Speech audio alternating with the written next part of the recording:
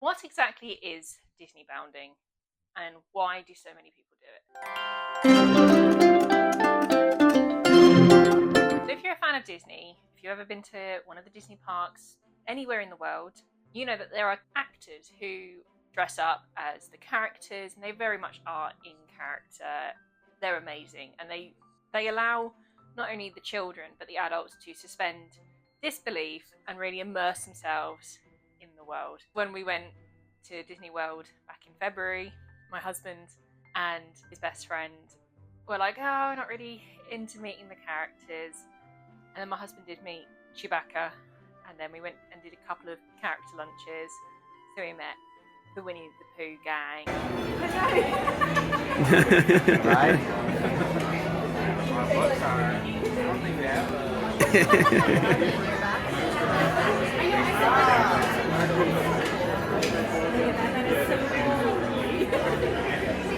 We're pictures together? Aww. And Mickey and Lilo and Stitch and Pluto. And they got into it a lot more than they thought they were going to. So it really is that excuse to be, you can be a child again. And that's fantastic. But because they have these actors, and for complete, understandable, safeguarding reasons, adults aren't allowed to dress up. So cosplayers like myself cannot go as our favourite character. The same is not said for, say, Universal Studios, where you can dress up as a Durmstrang student or a Harry Potter character if you want. They're the main ones I see, but you can dress up as anyone from any of their IPs. So to get around this, quite a few years ago now, I didn't actually check the date, but a blogger came up with, or at least this blogger is mostly credited with this idea.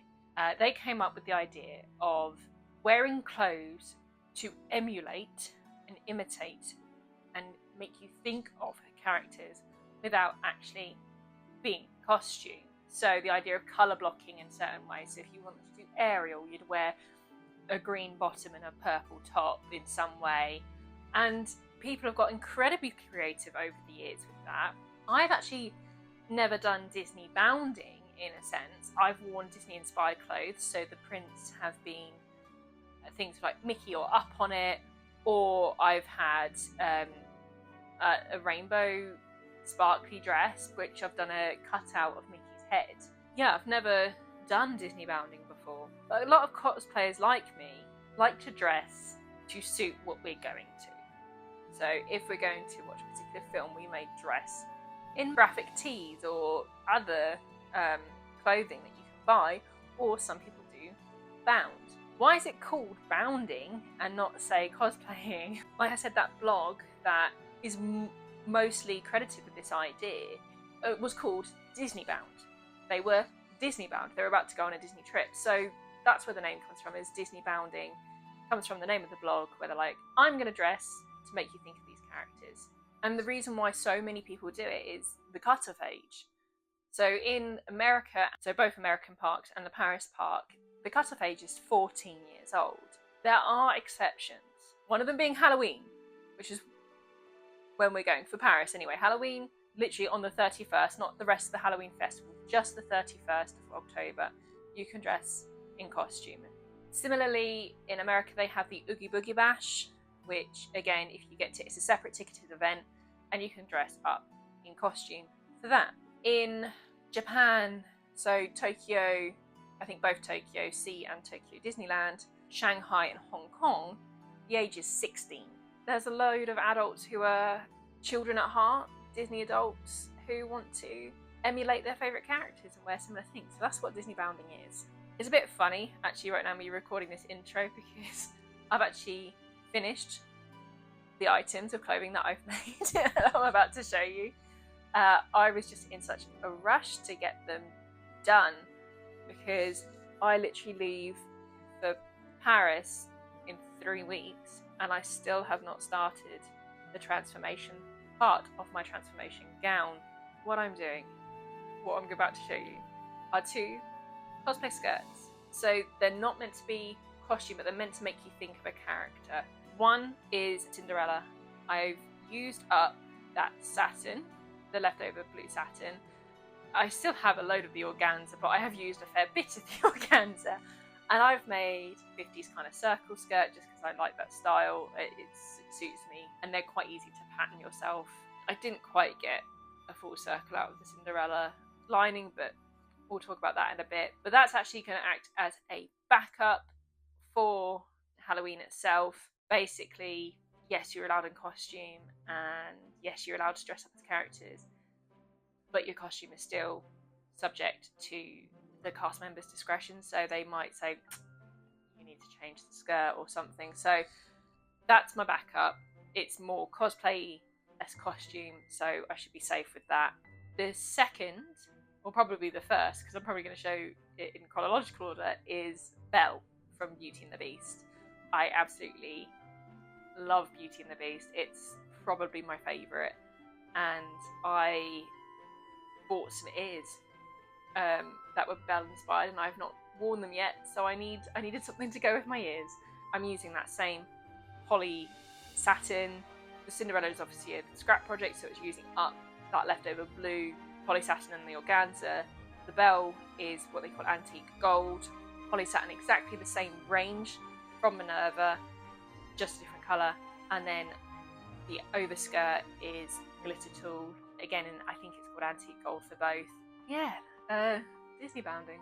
Show you what I did.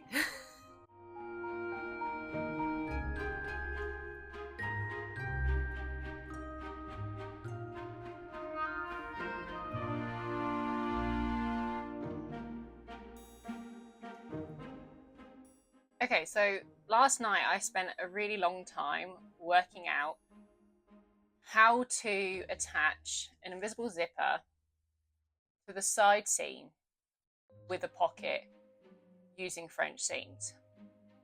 And I think I worked it out. And then I went online and everyone's saying it's impossible. But because I'm so convinced that I worked it out, I'm going to try anyway. Worst case scenario, I'll just seam rip it. How I put in invisible zippers. Now, people do it in many different ways. First of all, make sure you've got a proper invisible zipper. So an invisible zipper, the tab is on the outside and your teeth are on the inside. So this is crucial. The next thing that I would strongly advise, you can put them in without, but honestly, the invisible zipper foot, you can see there's two little ridges. That's so the teeth curl up in those ridges as you sew along, and that allows your needle to get as close as possible to those teeth without actually catching the teeth. So there's a method of putting in regular zips where you would actually sew the seam that you're putting the zip in closed, typically using a basting stitch, so like a 4-stitch length on most machines. And then you would sew in the zip and then seam rip that centre seam out, and then your zip is perfectly centred, the fabric meets over the top and essentially conceals the zipper bit, all that good stuff. Some people say that they sew invisible zips in a similar method to that, and I can never get it looking invisible doing that method. So I always like the seam to be open. Because I'm doing it with a pocket, I'm going to have the two pieces completely separate.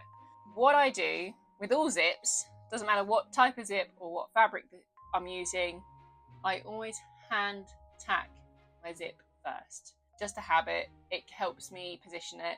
Sometimes I'll hand tack and sew one side of the zip in the open formation and get that fully sat nice and flat on its own, and then I'll zip it up and line my second side. Maybe there's a waistband seam or a seam that you want to line up or pattern, and you can do that, hand stitch it in place, and then undo it and sew the other side. So I'm going to quickly hand stitch this is the back pocket of the bag on the left hand side, because this is the left hand zip.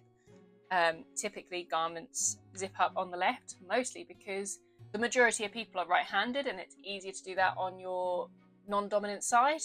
If you are left-handed, feel free to do this on your right side. The other side of this zip will be the rest of my skirt panel. So this is the front with a loose pocket bag. This seam is completely open at the moment.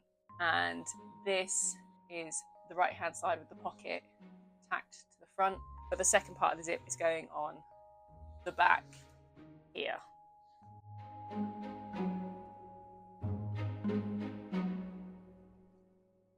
Okay, so now we're tacked in place, and basically you tack it to the right side, so the front of the zip to the right side of the fabric, because when you zip it up, your tab is going to be in front, and these two are going to eventually meet. Two things I forgot to mention.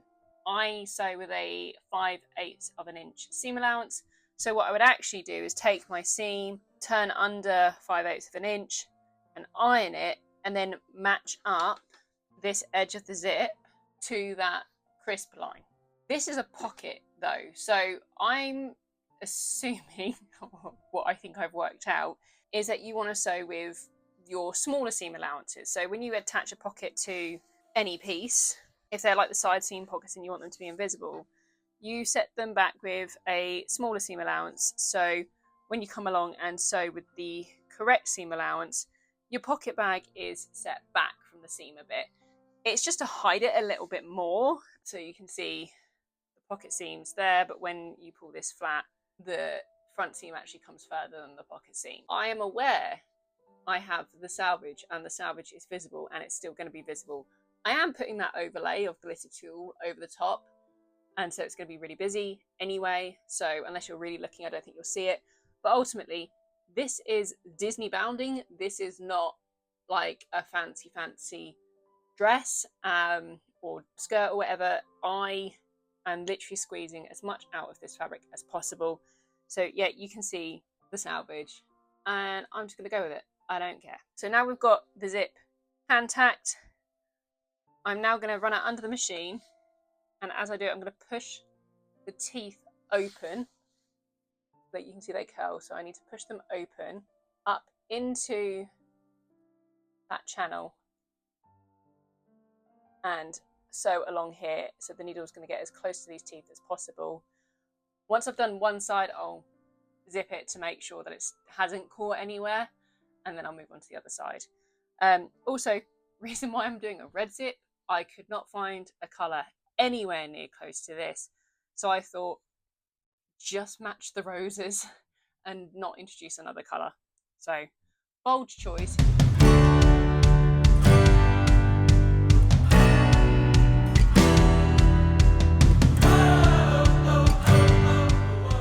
There is my invisible zip. I'm not as close on the pocket side as I am the skirt side, so if I really were to pull it, you do see that peak of red. That is the risk when you go with a colour that isn't the same. I could go back over and try and catch it a little bit more, but yeah, I'm not going to bother. I think this is good enough. The zip is moving nice and smoothly, so I'm just going to stick with that and move forward. Now, how I think I can now do the French seam. So I now think I can pretty much treat this piece as one, like I would the other side. In my head, I can do wrong side to wrong side, sew all the way, flip it right side to right side, and then sew again, and then that's my French seam. And in theory, that should work. And I'll have the zip in place. Yeah, the only thing I want to do before I do that is, can you see how the zip is now making this seam edge curl under? Basically, I'm going to clip it to where it folds, flip it out, so then this carries on, and I'm just going to do a satin stitch or a few back stitches at the end there just to hold it all together in one place.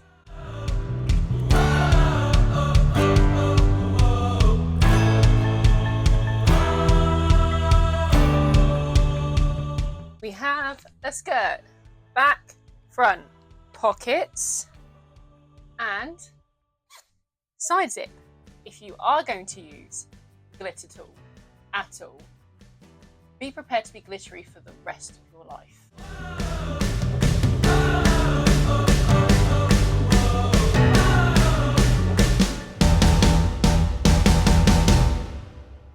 Thought we'd have a chat while I iron. I've been avoiding ironing this fabric because it's exactly the same fabric, just a different colour than my Cinderella. dress, and that did not like an iron. I had to spray it and get it completely soaked for it to actually iron out.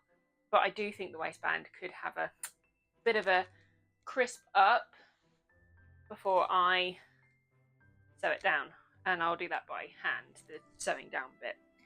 And I also thought I'd side quest here a bit. The first time I went to Disney, I was 6 years old, which I know I was very fortunate. I went to Disney as a kid a couple of times actually, when I was 6 and when I was 12. And when I was 6, my mum and my godmother bought matching Winnie the Pooh dungarees.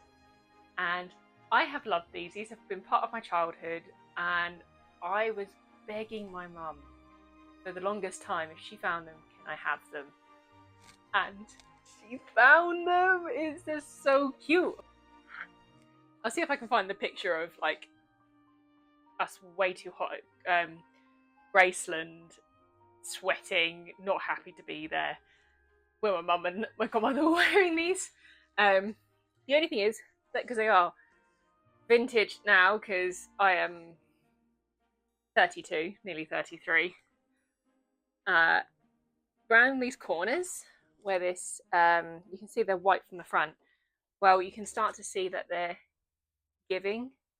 So I just want to reinforce that. I want to look after these and make sure they can keep going for a bit longer. So I'm not doing anything fancy. I just have some denim iron-on patches. I've got some white ones, so I'll use those because it's only going on the inside. Yeah, I might do that first, and then I'll get the thing wet afterwards. I think it's just the hands that are showing that wear, so I might just cut one in half.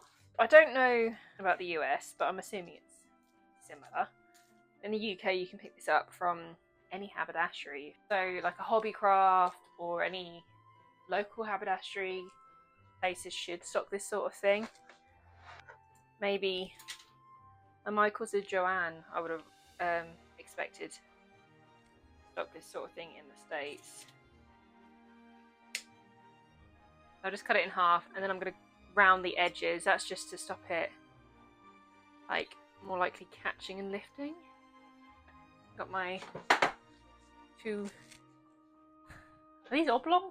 Not that I usually would iron dungarees. I am going to iron where I'm going to put these patches first, just so I don't like place them and permanently set some wrinkles in there.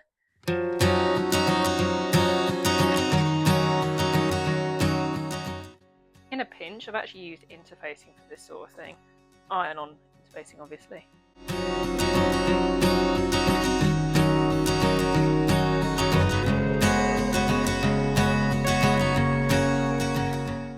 I was going to be chatty, and actually I just stood there ages ironing and didn't say anything.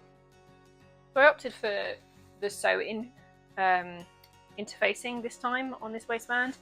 Mostly because I don't like the way fusible interfacing looks on satin.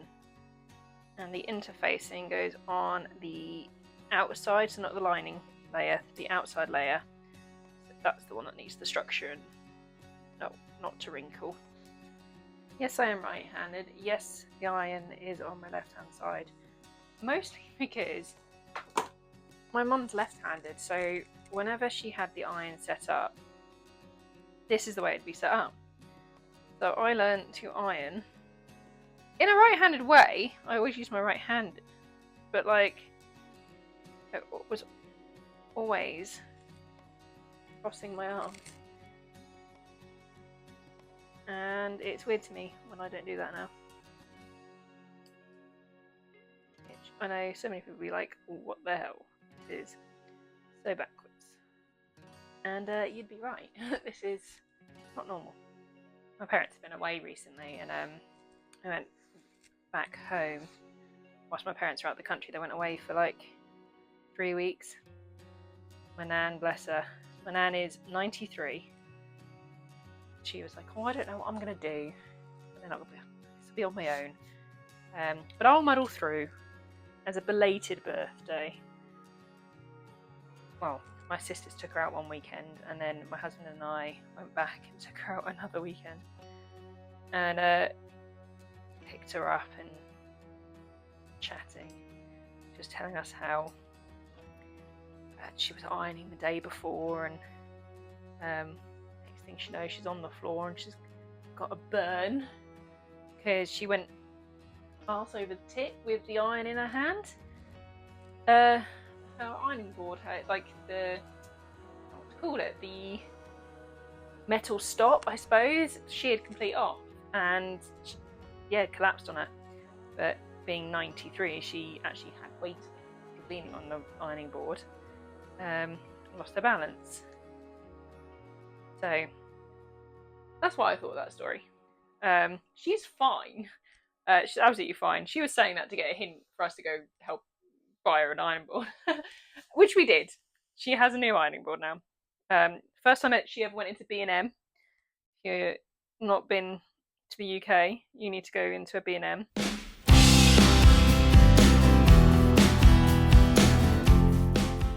I'll give it another press after I'm done. Like, that will do for now. And so the lining down, tucking it under, hiding all those raw edges, and then the hem. I do have a rolled foot that I've just got. I've not actually used it before. I got it mostly to do Cinderella, so this could be a good practice run. And then the pretty part, where I put loads of little red roses all over it, make you realise that it's definitely a Belle inspired skirt. The tulle doesn't need hemming, so you weren't going to see any hem, like any stitching there, so I thought it'd be a nicer, cleaner finish to hand hem the satin layer.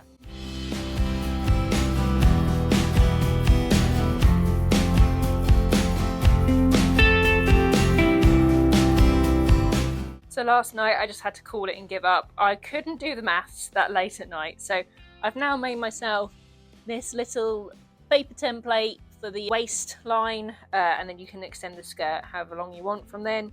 That gives me the right angle, so I actually need 4 of these. This is on the fold, but then these 2 are separate, which is fine. Skirts are often cut like that, and I can just about squeeze out a 3/4 circle skirt. 2 overskirts are full circle skirts, for no other reason than I have a lot of that fabric. The lining layer being a 3/4, you shouldn't really see too much of a difference anyway. Yeah, I've just marked it out with pins and about to cut it out.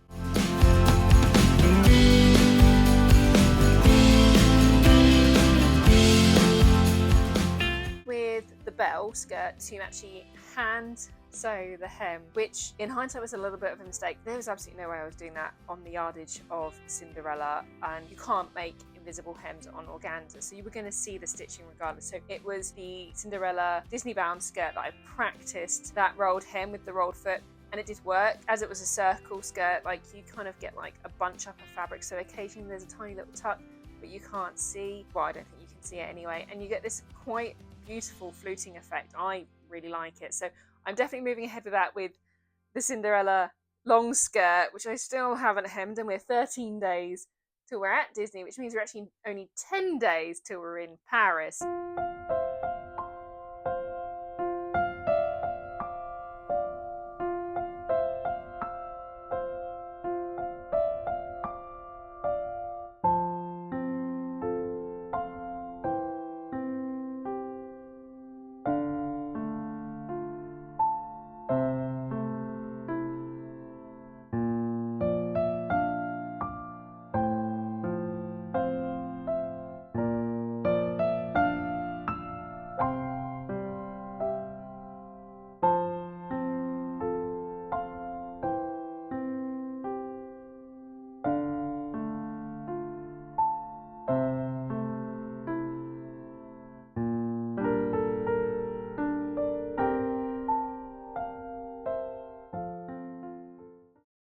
Okay, it was only when I was editing this video that I realised I hadn't actually filmed any closing thoughts. So what I ended up doing on the Cinderella skirt, which was those little pickups with the butterflies, I actually wanted to do on my Belle skirt with the roses. However, I chose glitter tulle. I don't really know why, but that doesn't hang the same way, so it didn't look right. So instead we just decided that it would look better if I had the roses sporadically placed. And yes, I say we because I constantly ask my husband for validation that my ideas are good. But yeah, I did decide I wanted to do the butterfly pickups on Cinderella's skirt, just to make it a bit more of a nod to that film, to that design. I know her skirt doesn't have pickups, but it ties it in with the bodice a bit better. And if I am asked to change my skirt, then I've got a really cute option and I'll be fine with that one. I'm absolutely loving both the skirts. I'm loving both the looks. I think they're both fun Disney bound options. Looking forward to wearing at least one of them in Paris. I'm still kind of fingers crossed that I'm not going to be wearing the Cinderella one. In my next video, I'm going to put a little bit of a blog in. Probably not going to keep it under a half hour, the next video, but we'll see. So excited now. I really need a holiday as well. And ready for Halloween. There's one thing I definitely wanted to say was Halloween in the States versus Halloween in the UK. Completely different vibe. Literally the whole month of October, you've got decorations everywhere. It's a great vibe. I mean, last year we did so much on Halloween. So we lived in New York City, but we took the train upstate to Beacon. Love Beacon. If you ever have a chance to go there, it's got amazing mountain hikes, if you can do them. I've done it once. I struggled, but like I did it. They have an amazing high street. It's small town USA. They call it a city, but it's, you know, one major high street. It's got an amazing old fashioned diner, brilliant donut shop. The reason why we went up there around Halloween was they have a glass blowing course there at Hudson Glass. It's in the old fire station, which I think is fantastic. But yeah, we made glass pumpkins. I always loved glass pumpkins, but I've always wanted to do glass blowing because I'm literally obsessed with trying every crafty thing. There's so many on my list. Like I had a couple on my list as New Year's resolutions this year that I haven't got round to. So it looks like they're probably going to go on to New Year's resolution 2025. Fingers crossed. Oh yeah, I got Cinderella nails done as well. Ready for, they've got pumpkins on, so they're Halloween. But yeah, if you're ever in New York, go to Beacon because highly recommend. But yeah, even in New York City, there's so much going on. There's a Halloween parade often. We did go down to Beetle House, which is a Tim Burton themed bar in downtown. Highly recommend. Fantastic cocktails. If you do the food experience, I loved it. My husband loved it. We're huge Tim Burton fans. Me probably a bit more than him. I love Tim Burton. And yeah, you've got, again, actors in costume playing these parts. Depending on the night, depends who you get. But it was so much fun, and they do skits, so they might sing if it's a singing character. Once went in there and there was someone doing a conga line, that they were leading a conga line around the restaurant. But you do have to tip them separately, so please take cash to tip them separately, or you have to download Venmo. But please do tip them because they make the experience really great, and yeah, the staff are great, and it's a great fun, and the cocktails are fantastic and reasonably priced for New York. Put it that way. Yeah, we did a lot for Halloween last year, and we've been kind of sitting here going like, there's no Halloween vibes, there's no decorations. So looking forward to Paris, looking forward to Disney and the Halloween festival. And yeah, next time I talk to the camera, well, I should be filming whilst I do Cinderella, the main costume, but oh my goodness, like I just need to get it done. So I'm not very good at putting the camera on, I'm so sorry. But I will get plenty of footage of it, I promise. If you've enjoyed this rather chaotic video, whilst I've been a bit distracted doing another project, join me again and hobby along with me. Oh my god, I should stop putting that on there. Picking up the fluff and I don't like it. Everything is glittery. Nope, hands are still in.